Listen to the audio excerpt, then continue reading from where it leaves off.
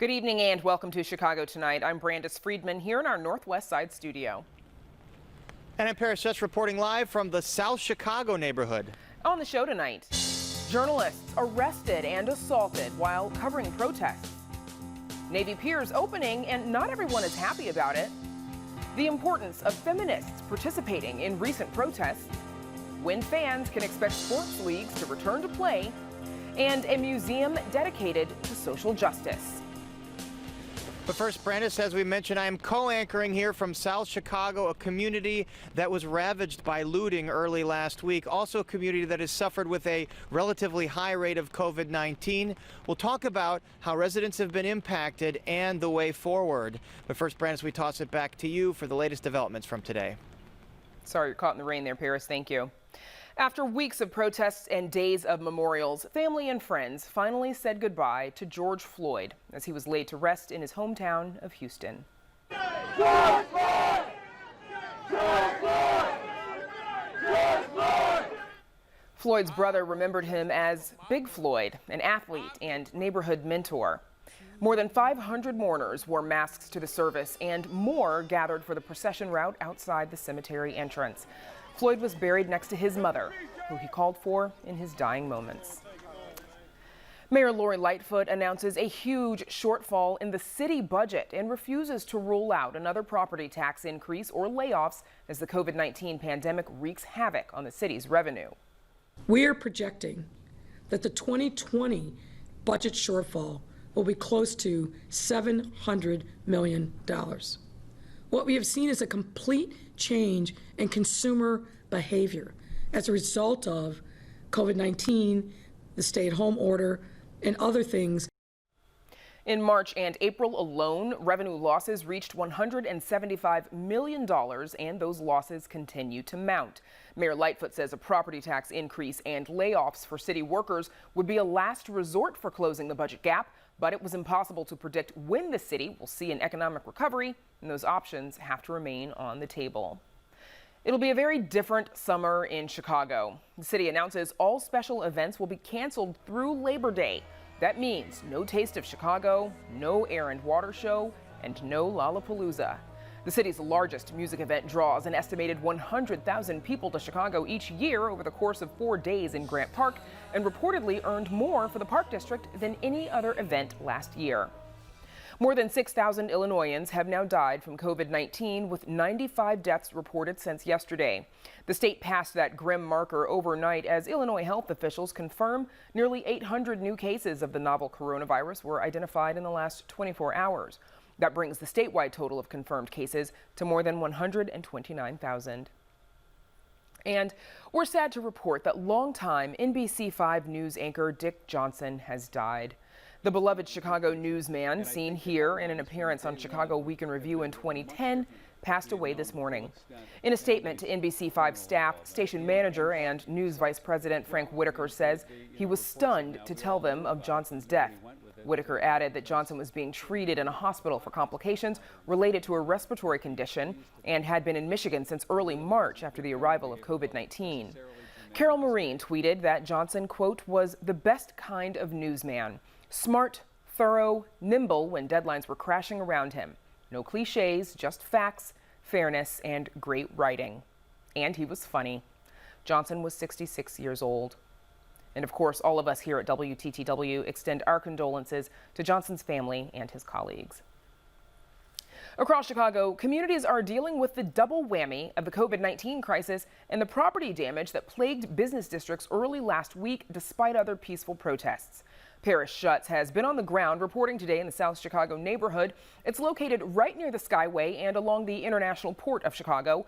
It was reeling from the COVID-19 shutdown before property damage, like some call it looting, last week nearly knocked out the area's entire commercial district. Paris joins us now from the 95th Street Bridge overlooking the Skyway. Paris. Yeah, Brandis, a little break in the rain here as you see another Chicago landmark, the Chicago Skyway, as you mentioned, right behind me. It sits there amid all the industry around Calumet and Lake Michigan here in South Chicago. And before COVID and the property damage last week hit, this community was concerned about the environment. Now the neighborhood faces the destruction of property and loss of business. Now take a look at the main commercial strip today called Commercial Avenue. Nearly every building here boarded up, wiped out from the property damage. Some buildings sustaining massive structural damage from fires. And inside the Hair World Beauty Supply store, you see workers still trying to clean up the damage. The store's manager there doesn't think that they can reopen for another 1 to 2 months. And what we're told was that this looting seemed coordinated, that it was like it was professionally done. Bands of people who seemed like they scouted the locations in advance and then had a plan of attack. Now, area business leaders say food establishments were largely spared, but retail was wiped clean, and many stores, they say, will not come back. We had a number of businesses, 16 retail merchandise businesses that were broken into, and quite honestly, the looting was almost complete. The stores are virtually emptied. We were really, I believe, turning the corner. Our vacancy rate had been going up. We had stabilized. We had three properties just in the last year sell, and 2 new businesses open up. So we really were, I think, turning the corner. This is really going to be a huge setback for us. And here you see the damage to a 93-year-old business in the community here, Hyman's Hardware Store and Auto Body. Owner Dennis Hyman says police were able to come stave off some of the damage, but he says that the folks looting the store seemed prepared. Probably about 10 seconds before the police got here, they took off. So obviously they probably had a scanner, knew that they were coming, and they took off. Now, sadly, the same was not true at the Mission Cannabis Dispensary on Commercial Avenue. A band of people showed up and they ransacked the place. The owners say the losses are in the 6 figures, but they do have insurance and they vow to reopen with more security. Still, when they got word that neighborhoods were starting to get hit, they saw people come with all kinds of different weapons. Bats, tire irons, axes, hatchets, grinders, anything that they could use to get into the facility, and ultimately they were successful. And you do have security here, but it was completely open then. There was no chance security had. No, everyone left, so we left. Thankfully, the saving grace, something that I can hold to, is that the individuals who attacked the dispensary waited until everybody left. And that's not something that they had to do. It's something that they chose to do, and something that we're very fortunate because they would have been no match. At the same time, community leaders are praising the efforts by residents to come and clean the damage. They say Commercial Street looked like a hurricane had hit it, but it did not sway the neighborhood from getting to work as they have been doing every day since. South Chicago, as we mentioned at the top, is near heavy industry along the Calumet River and Lake Michigan shoreline. The battle over ground and air pollution has been a core part of life here. And then you add in COVID-19, many community residents doubly on edge. Now, this zip code has seen a moderately high number of cases at 1,122. The local Chicago Family Health Center has been testing around the clock for COVID-19 and says that so many of their patients come in with a lot of the underlying conditions like hypertension and diabetes that make COVID deadly. The center's CEO says the heavy protesting and outdoor activity over the last week could come back to haunt this community and the rest of the city. I'm concerned from a healthcare perspective that as a result of the socialization that we were doing during this last couple of weeks, that this virus is going to take on a different level. And I want to make sure that from a healthcare perspective, we're all aware of that and can do everything we can to be prepared for it. I'm just not sure we can. You're saying it could be a big problem coming up in the weeks ahead. It could be a big problem. It could be a bigger problem coming up than it was coming into it. And we'll be back here in the wind and the rain in South Chicago with more on the way forward for the community and some of the environmental issues here. Now, Brandis, we toss it back to you. So much property damage there, Paris. It's unfortunate. Thank you. And now to Phil Ponce and what some journalists are experiencing while reporting on the protests. Phil. Brenda, some reporters and camera crews who've been covering recent protests have themselves become part of the story. Members of the media have been pepper sprayed, tear gassed, hit by rubber bullets, assaulted, and arrested by police. The Freedom of the Press Foundation has been tracking the attacks and found that police are responsible for 80% of the assaults on journalists. Why is this happening, and what can be done to protect the ability of journalists to do their jobs? Here with some insights are Charles Whitaker, he's Dean and Professor at Northwestern University's Medill School of Journalism, Colleen Connell, the Executive Director of the ACLU of Illinois, and Ken Bedford, an award-winning cameraman who has worked for ABC 7 Chicago since 1972. He was attacked from behind and knocked to the ground while he was covering the aftermath of looting at 75th and Stony Island last week. And welcome all to Chicago Tonight. Ken, I'd like to begin with you. Tell us exactly what happened, what you were doing, and what transpired. Okay, last Monday I was with my reporter Leah Hope, and we were covering the cleanup from the looting the night before, and apparently I didn't know what was happening, but some young man ran behind me. I didn't see him coming from the left or right, just directly behind me, and shouldered me and thrusted me forward into the camera, and then ultimately to the ground, and then he ran off. Later, I found out that he wasn't so much after me, but he was after trying to steal a camera, as other young men were touting on their Facebook that they had already taken another television camera from another station, and they were touting that, and they posted on their Facebook page that ABC was next. You've covered a lot of events of this kind. Has anything like this ever happened to you before? Phil, I have never become the target of the news. I mean, I've covered KKK skinhead rallies and protests for the last 45 years, all kind of stuff, and I've been the NATO controversy when they were protesting. Nothing like this. I've been called some names. I've been looked at strange, but never where somebody actually got involved. And I think this person, again, they were after the camera that I had. I see. Colleen Connell, as we mentioned at the beginning of the segment, according to groups that report on this and keep track, 80% of these of assaults, of attacks, are perpetrated by police. Give us the big picture. Why do you think this is happening? So big picture, Phil, I think that there's been an abdication of leadership on the part of many of our public officials. And I'm going to start with President Trump. I think that not only do his explicit verbal attacks on the press basically give comfort to those, who would, attack the police, but I think that it needs to be looked at more broadly, that he's really violating not just his oath of office to uphold and see that all the laws and the Constitution of the United States are faithfully executed. And as we all know, the freedom of press is one of those rights that's specifically enumerated in the First Amendment to the Constitution.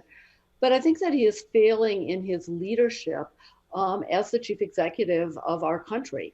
And what the chief executive ought to be doing is he ought to be directing, the Attorney General, Mr. Barr, to be saying to federal law enforcement, you need to uphold and protect the right of the press, rather than what he's doing in terms of going after the press and encouraging attacks on the press.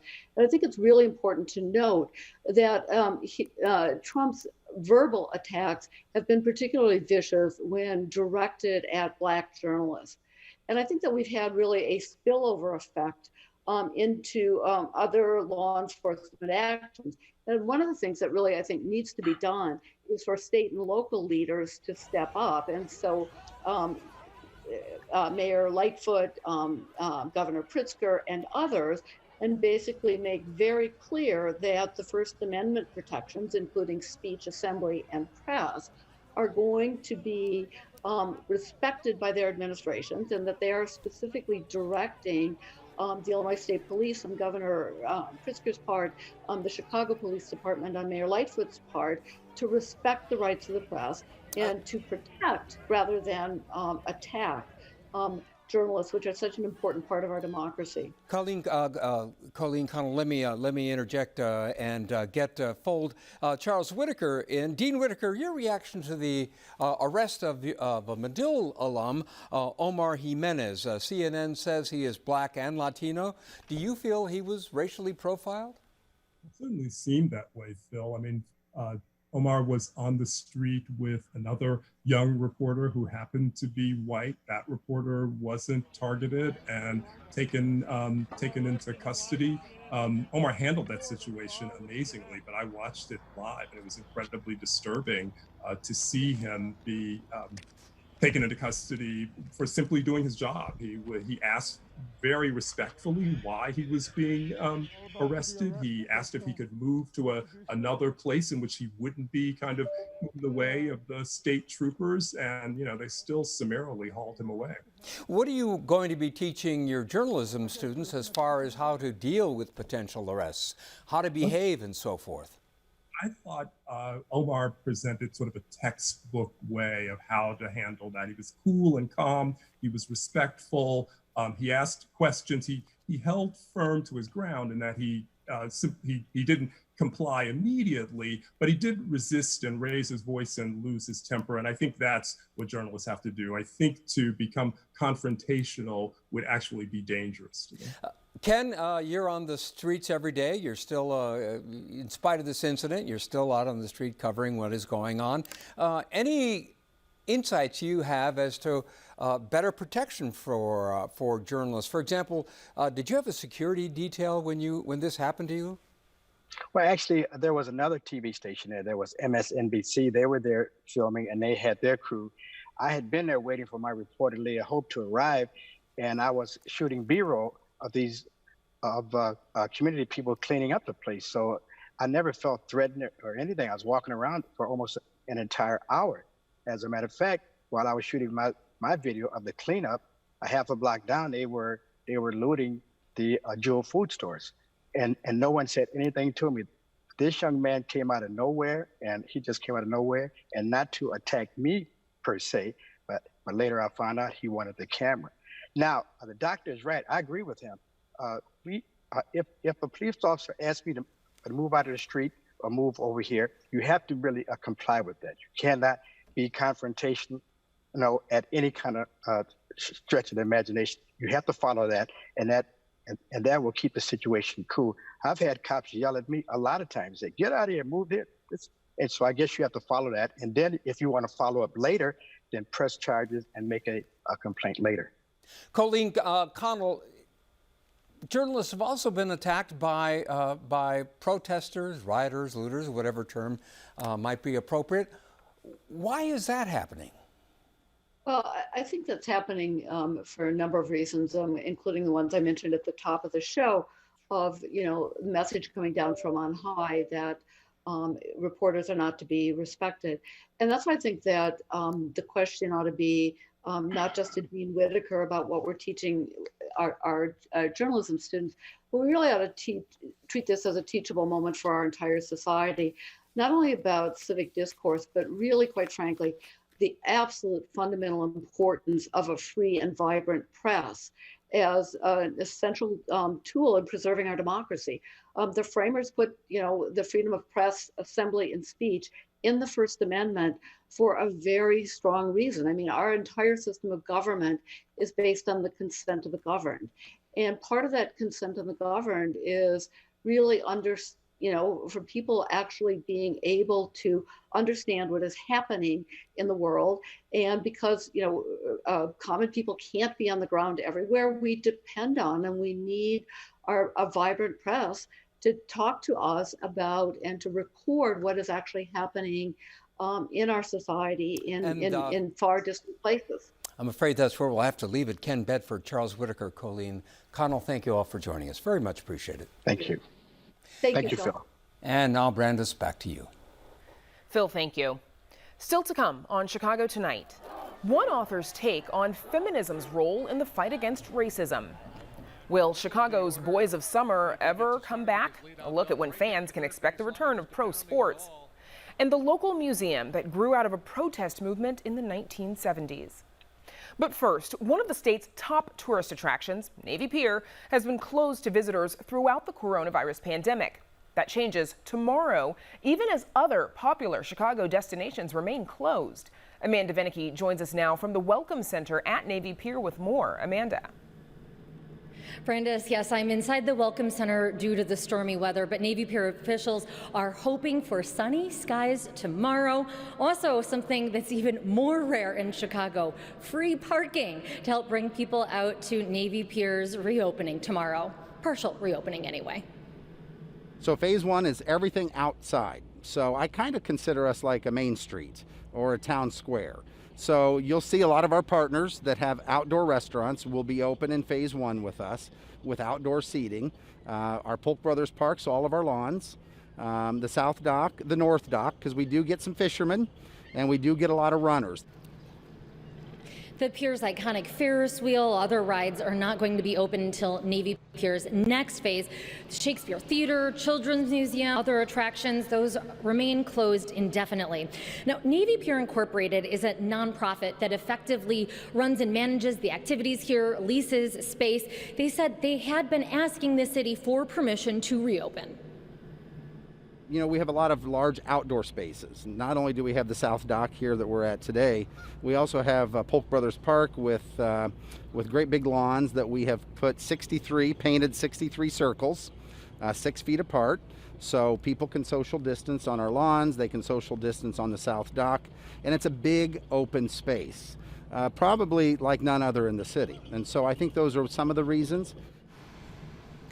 Corey Job also says the Pier has in place a safety plan. They're going to have social distancing ambassadors to make sure that groups of people stay apart from one another. Masks will be for sale at kiosks. There are also some 80 hand sanitizing stations. Still, the move to reopen the Pier has caused rumblings. Why open the Pier when the lakefront path, the 606, remain closed? The zoo. Also, bars, taverns, and breweries are miffed. They can't open unless they have food, which means that places like Sidetrack, which opened in Boys Town in the early 80s, remain closed, even though co-owner Art Johnston says the popular gay bar has plenty of patio space. He says it makes no sense. At any bar who have a food license, you can sit at a table outdoors, not eat food, and drink. And somehow the city believes that bars like mine, people will not behave. Johnston says he would run for president of Mayor Lori Lightfoot's fan club, except in this regard. Bar patios, breweries with outdoor spaces, they're open everywhere else in the state. It's Chicago and the mayor that are the holdup. There seems to be a complete block in the thinking that somehow bars can't be trusted. Now, we've all been through that because bar owners forever were treated like the bottom of the barrel. And I will tell you, as a gay bar owner, that we were treated as the lowest of the low. The mayor did tell reporters yesterday that she's worried that as people drink, their inhibitions will be lowered and they will violate social distancing guidelines. The mayor said that her administration is engaging with the bar and tavern industry to develop guidelines, but she says the city is not yet ready to allow such gatherings. Now, Johnston says bars, if they were permitted to reopen, would go out of their way to take precautions, doing things like allowing catering. Well, we have a lot at stake. We are not going to screw this up. So allow us. All we're asking for is to have the same rules that bars who have food licenses are adhering to. Now, for any of the blowback that Navy Pier is getting special dispensation, Job says that the restaurants that rent space along the pier and depend on foot traffic from tourists and other visitors, he says they're struggling too. We have no revenue coming in right now as Navy Pier, and nor do our small business owners. I mean, when you think about it, our 70 business owners and partners here on the pier are all local small business owners that live, raise their families, employ hundreds. We employ nearly 3,000 people in total. Now, the mayor has said that her staff are working to develop guidelines, special regulations for access to reopen the lakefront to runners, to bikers, to walkers. We are also expecting news coming soon about venues being allowed to reopen along the riverfront. Now, Chicago and the rest of Illinois are on track to reopen in phase 4, June 26th. Brandis, back to you. Amanda, thank you. Up next, a prominent local author on the specific dimensions of the pandemic and the protests for African American women.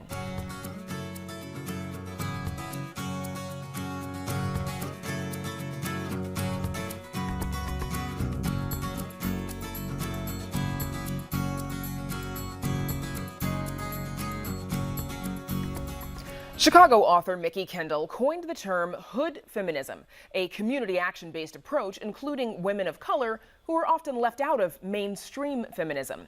The term now is as relevant as ever, with women at police brutality protests both organizing and providing support for those involved. With more on the role of feminists in the fight against racism and police brutality, we are joined by Mikki Kendall, author of Hood Feminism, Notes from the Women That the Movement Forgot. Mikki Kendall, welcome back to Chicago Tonight. Thanks for joining us.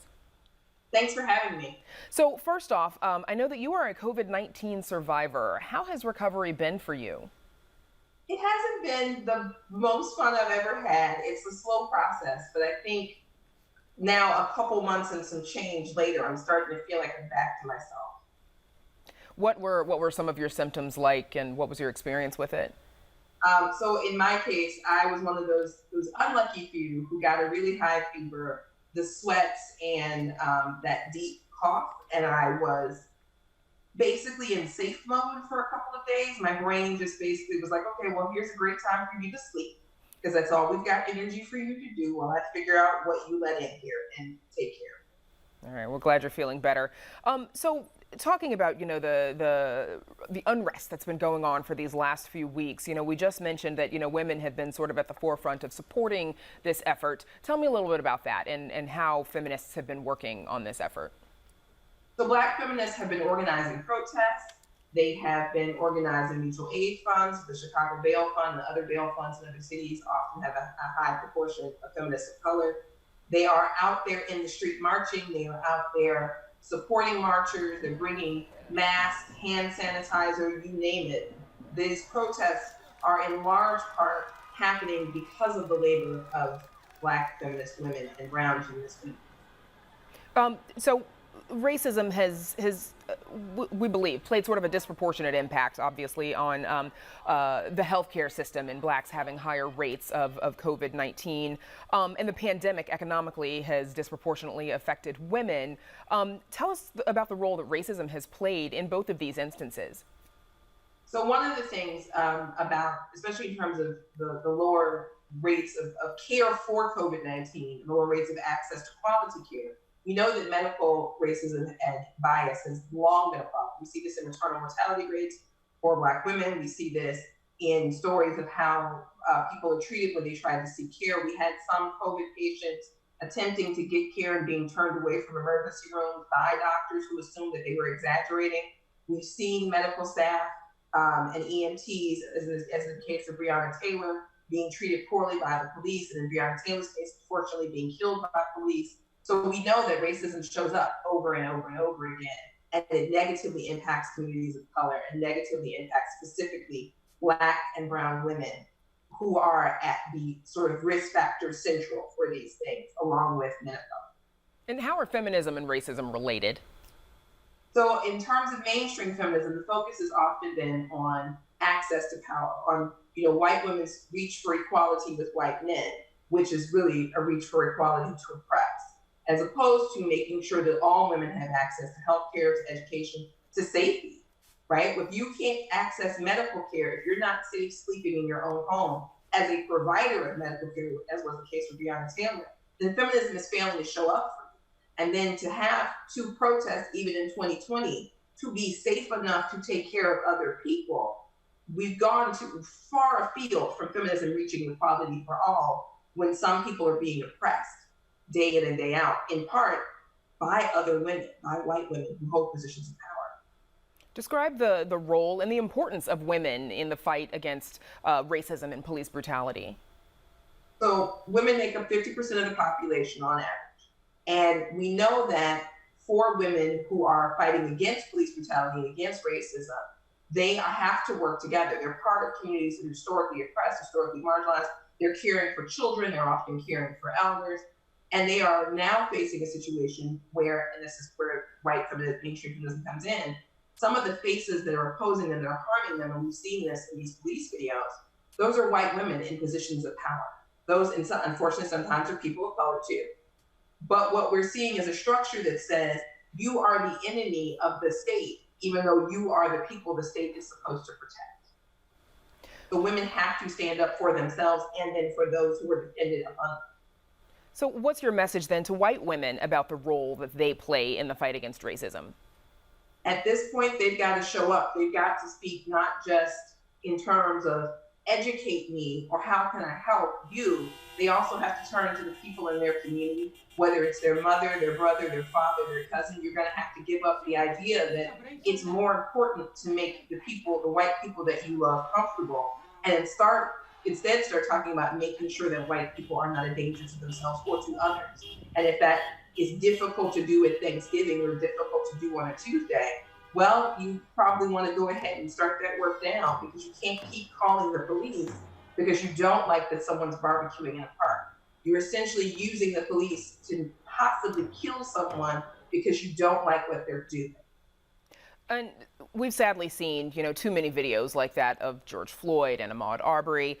Does this moment feel different to you? I mean, I would hope that this moment is different, but we've been to this moment before, and progress is going to be slow. Progress is not going to be, tomorrow we wake up and racism is over.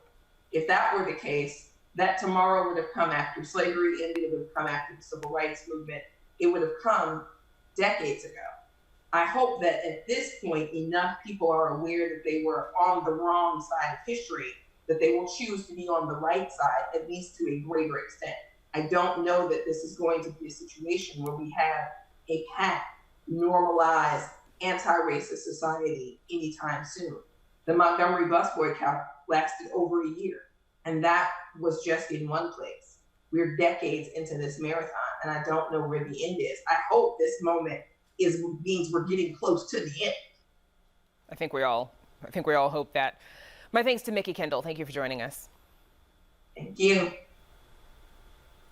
And now we check back in with Paris Schutz, who's co-anchoring from the city's South Chicago neighborhood on the southeast side. Paris.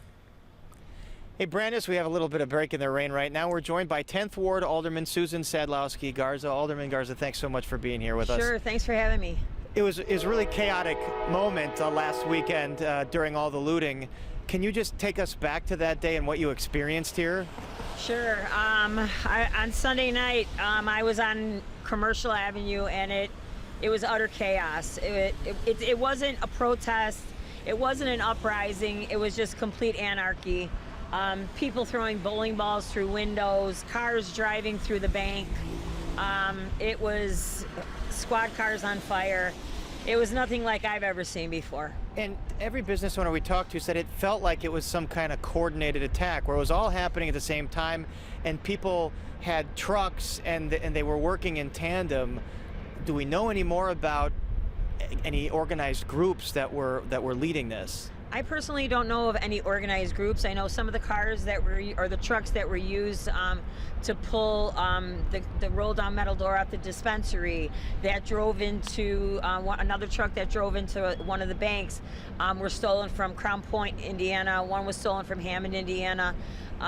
There was a lot of the people that I saw on the videos. I have never seen them before in my life.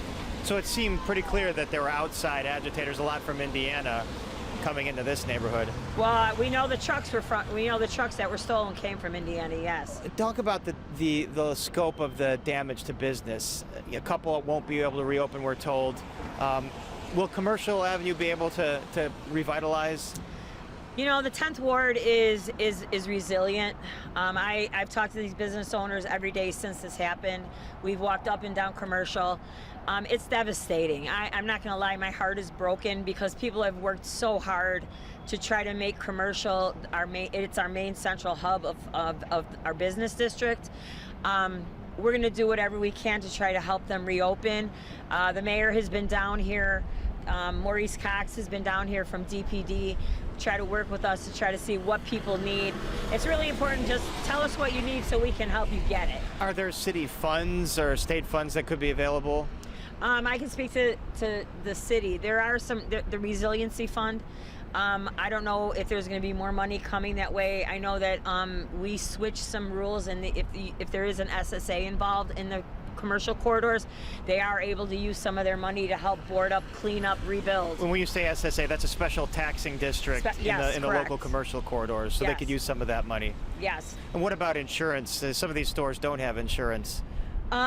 Most of my stores do have insurance that I've spoken with. We're waiting on, a lot of them are waiting on police reports because you need a police report to file a claim, so that's backed up. So we're just trying to help expedite everything along.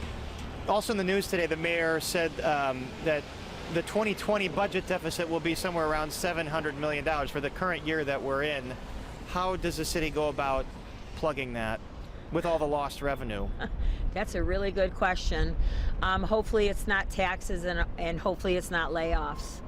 We have to look at different avenues of revenue. We have to be creative.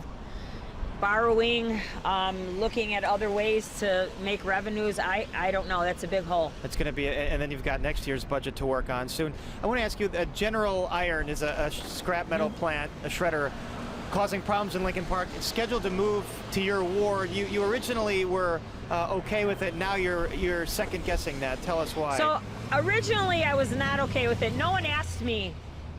No one asked our residents if it was coming here. It was a backdoor deal by the former administration. It's a business. There's a business on the river right now on 117th and Avenue O that's been there for 28 years.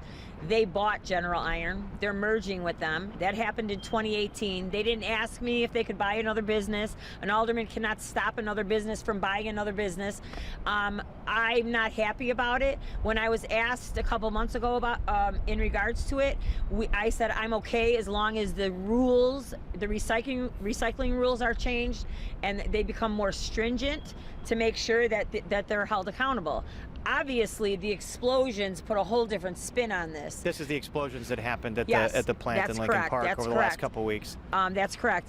I believe that if General Iron does come here, we've been pushing the IEPA to slow down and not issue a permit because there's supposed to be a public process where people can weigh in. Well, we can't do that right now because we're in the middle of a pandemic. Right. So we're asking the IEPA to put a moratorium on issuing those permits. All right, Susan Sadlowski-Garza, 10th Ward Alderman, thank you so much for coming out here in the Thank you. rain, in the elements.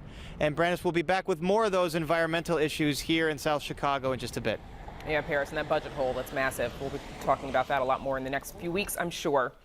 Up next, when can fans expect the return of their favorite sports?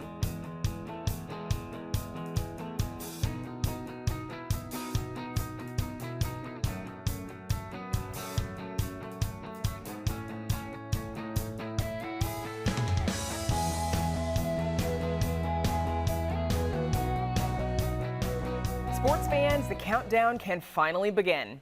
As the country takes its first steps out of a coronavirus-induced slumber, plans for the reemergence of pro sports are surfacing. The good news is we're not far away from seeing live action on the ice and the court, but the news isn't so good yet for baseball's comeback. Here to talk about when we can break out the jerseys again is WBEZ sports reporter Cheryl Ray Stout. Hey, Cheryl, thank you for joining us. Nice to join you too. So a lot of fans, I'm sure, are wondering, will they be able to see their favorite teams play in person? Probably not at this point. There's no plans for. In fact, we were talking to Matt Nagy today, and they're preparing their team, if they have a training camp, to practice without fans. So right now it's a no, but things can always change. Now, we have seen sports played without fans before. One example is the game the White Sox played against the Orioles in Baltimore in 2015, following some unrest there. We have some video of that. The stadium is empty. Here's another interesting one, though, Cheryl, is one Korean baseball team. They filled an empty stadium with stuffed animals. That might work here. Well, I would like to have some sound, though. You know, stuffed animals with sound. Can you imagine some of the things they could be saying by them? Oh, that's a good one. Like if there's a stuffed animal that boos when something goes wrong. Yeah. So it sounds like Major League Baseball, though, is having trouble coming to an agreement. Where are they in their negotiations?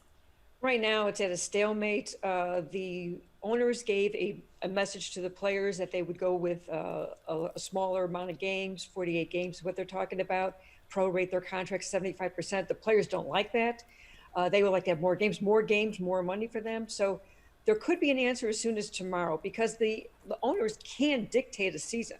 And so for them, the smaller amount of games actually behooves them more than it does the players. So don't be surprised if that happens. What happens if the players don't accept the league's latest offer?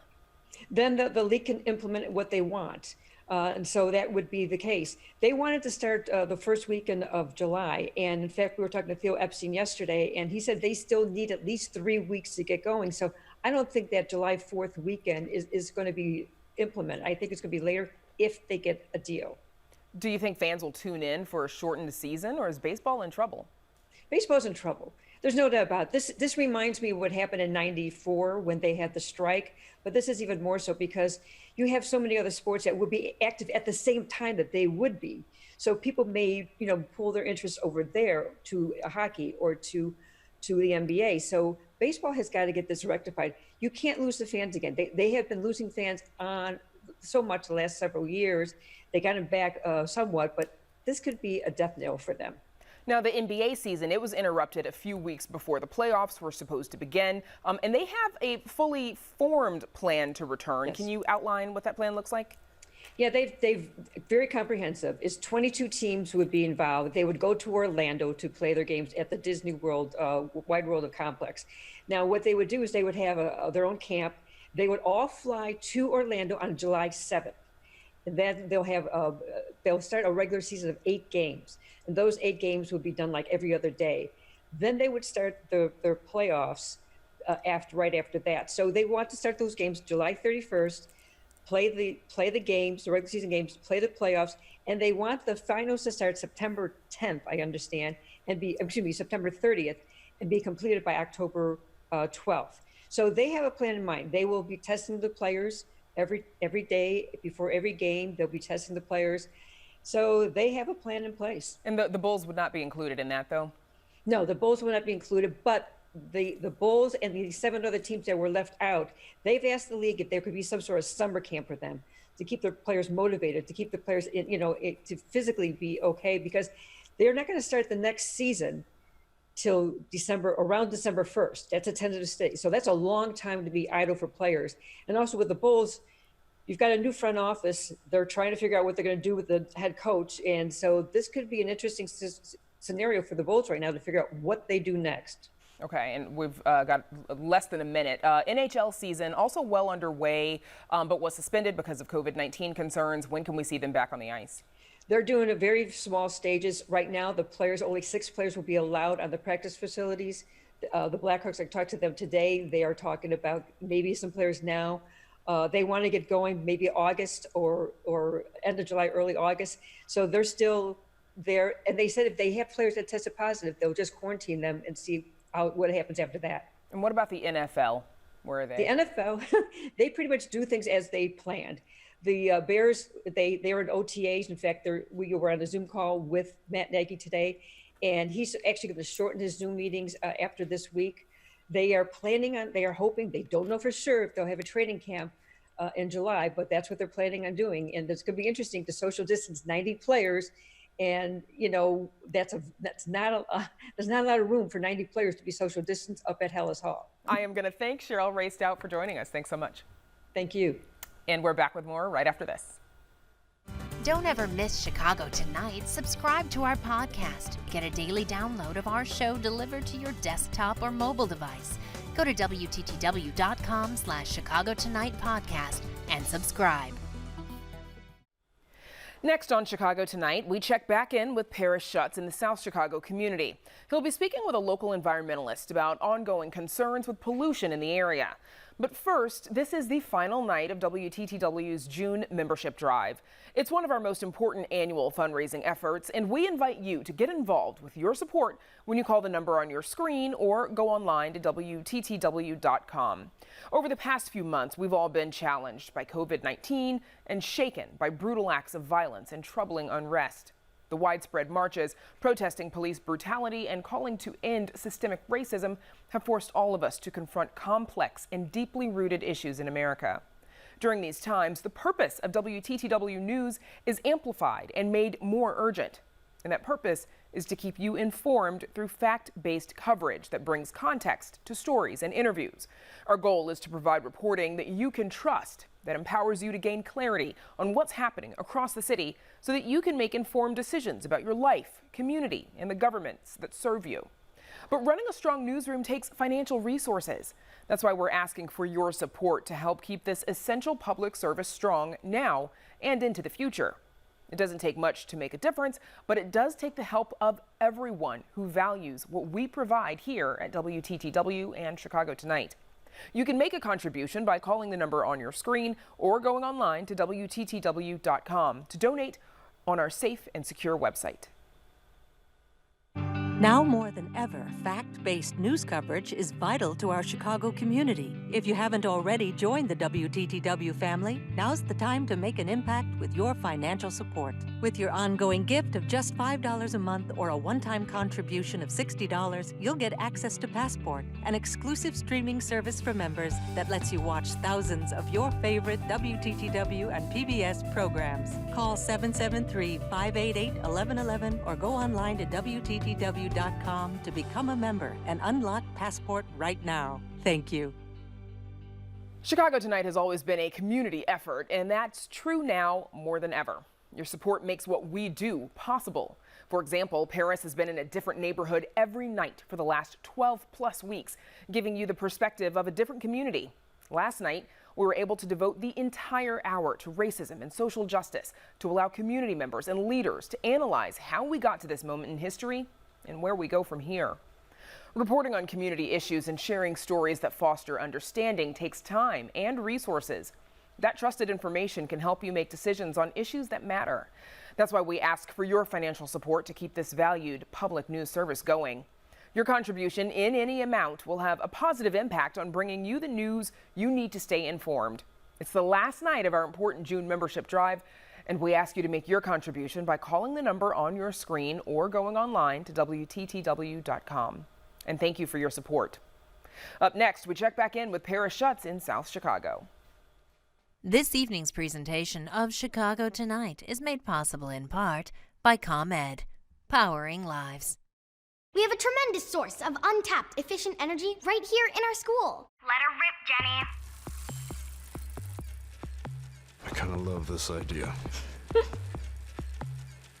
The ComEd Energy Efficiency Program has real ideas for making schools energy efficient. Pedal faster. And now we check back in with Pier Schutz, who's co-anchoring from South Chicago, one of the city's community areas on the southeast side. And Paris, you've got some more on the environmental issues in that neighborhood for us. We do, Brandis, and we're joined by the director of the Southeast Environmental Task Force, Peggy Salazar. Thank you for being out here. Good to see you again. So we were just talking with the alderman about General Iron, that scrap metal plant in Lincoln Park, scheduled to move here to your neighborhood, to your ward here. Are you still concerned about that plant's relocation to your ward? Yes, we're very concerned still because we know that they've made a lot of promises about it being state-of-the-art, and we're not so certain that that's true. We weren't allowed to see the plans in detail, but what we have seen and what our supporters have in terms of some of our lawyers who work for, like the Chicago Legal Clinic, they've actually analyzed some of what's there, and they feel they're not doing the most that they can do to guarantee the safety of the community. So we're extremely concerned. And the fact that we're getting a business that nobody else apparently in the city of Chicago wants is always going to be a concern. It was a concern from day one. It's a concern for us now. Right. The plan, they've had some problems. The plan is to move from Lincoln Park here to the 10th Ward. There was an explosion there a couple weeks ago. What do you make of the recent problems they've had? Well, I think that's just an example of how they operate. We're very concerned. Again, they have violations, a history. Both companies that are merging together have a history of violations. And so we feel the best indicator of future behavior is past behavior. So how can we feel confident that this company is not going to be better or any better than what is there now? We are not confident. You know, what you've said in the past is you feel this neighborhood, which you've lived in all your life, has kind of been the dumping ground for industry in Chicago. Can you explain, get some context to our viewers? And you've got manganese issues, pet coke issues. Yes. We are here, as I tell people who talk to us, we realized a few years ago when there was this progression of passing industries like Finkel Steel and Crawley's Yacht Yard and relocating them to our community that we were not going to partake in the revitalization of Chicago other than to accommodate it. So we're here to accommodate, but we get no revitalization. So you're saying as other areas revitalize, you get left behind? Yes, we get left behind, way behind, okay? So let me give you an example. The way I see it, the city wants the tax dollars from these industries. We're here to accommodate that, okay? The city wants the jobs that these industries provide, and if they don't go to the community, and we're here to accommodate that. And we've talked about very many times in the past about health issues here. How has COVID-19 exacerbated the health problems in South Chicago? Well, we have high numbers. If you look at the maps that are in the city of Chicago, we have high numbers. I can tell you, I know people personally. My nephew just got over having COVID, and so we're very concerned. It touches us personally. One of the neighbors, the residents from the east side who was involved with us with the pet coke fight, he just passed away after fighting for his life and contacting. Peggy, I'm sorry to hear that. We're gonna leave it there as the weather gets a little more inclement here. And Brandis, we're gonna toss it back to you in that warm, dry studio. Peggy, thank you so much for being out here with us and braving this. And we'll wrap it up in just a bit. Sorry, Paris. Please get someplace safe. A local museum was born out of a protest movement. When Nazis sought to march in Skokie in 1978, they did not get their wish. Residents resisted and 6 years later opened a storefront museum whose mission remains to take a stand against bias. We visited the Illinois Holocaust Museum for a virtual tour and learned a few things about what inspires them and who they inspire. Arts producer Mark Vitale has the story. Their home since 2009, designed by the architect Stanley Tigerman, is a symbol of darkness and light. Inside, the galleries lead from desperation to inspiration. But it's quiet as the museum looks forward to one day reopening to visitors, school groups, and even police recruits. Our staff have made a very smooth transition to working remotely, and we've even figured out how to transition teacher trainings and our law enforcement trainings of police recruits and newly promoted sergeants, lieutenants, and captains. Each year, hundreds of police cadets and officer candidates visit as part of their ethics training. We have, for about a decade now, worked with all recruits to Chicago Police Department as part of their extensive onboarding and training. They spend a day at our museum thinking about anti-bias, balancing the rights of individuals with the needs of our democracy, and case studies and more. They see artwork, a boxcar built in Germany in the early 20th century of the type that transported people to death camps, and interactive holograms of Holocaust survivors. And I tell them, a bully must be stopped. The museum is about more than history. Social justice is their mission. A short version is remember the past, transform the future, and we use the history and lessons of the Holocaust as a jumping off point to make connections to our world today, inspiring and enabling our visitors and everybody to become upstanders as opposed to bystanders. The museum emerged after neo-Nazis threatened to march in a Jewish community with many Holocaust survivors. They were confronted with this hatred, and so they raised their voices, they raised resources, and they they fought back, realizing that education is the best antidote to hatred and bigotry. You've been fighting for the right to speak out freely as you are on this program, right? I have been. But you would deny that right to others, wouldn't you? A few years earlier, John Calloway and Joel Weissman hosted a political forum at WTTW that included the white power candidate who later tried to lead the march in Skokie. That's why we are militant whites. That's why we use the swastika to gain attention and to rouse our people to fight back. And we are winning, and we are doing this. How are you winning? What proof do you have of winning? Have you won any offices? Have you killed any blacks or Jews? I mean, what are the facts? With reports of anti-Semitism and hate crimes on the rise, the museum and its partners are paying attention. We are all looking at that on the heightened incidence of calling out groups as others. And during this pandemic, as we know, it's been a lot of attention on Asian groups and Jewish groups as well, who have had some unwanted issues of discrimination in that regard. It's all about inspiring our youth to engage civically and stand up for themselves and others. That really is our mission, recognizing the stake we all have to make our world a better place. For Chicago Tonight, this is Mark Vitale. And there is more about the Illinois Holocaust Museum and Education Center on our website. And later in this week, we take a virtual tour of the massive art collection at Chicago's Union League Club. And that's our show for this Tuesday night. Don't forget to stay connected with us by signing up for our daily briefing. And you can get Chicago Tonight streamed on Facebook, YouTube, and our website, WTTW.com/news. You can also get the show via podcast and the PBS video app. And please join us tomorrow night live at 7. A look at the city's handling of reopening. Our Spotlight Politics team weighs in.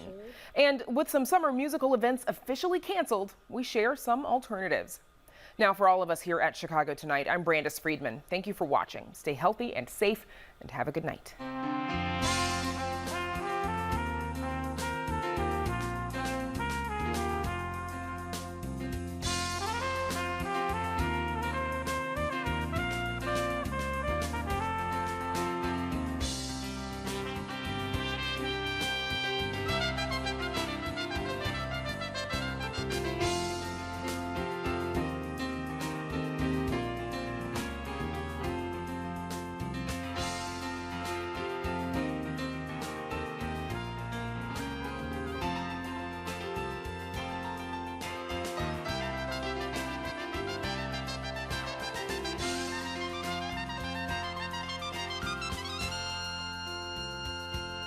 Closed captioning is made possible by Robert A. Clifford and Clifford Law Offices, a Chicago personal injury and wrongful death firm that is proud of its partners named Illinois Leading Lawyers by the Law Bulletin Publishing Company of Chicago.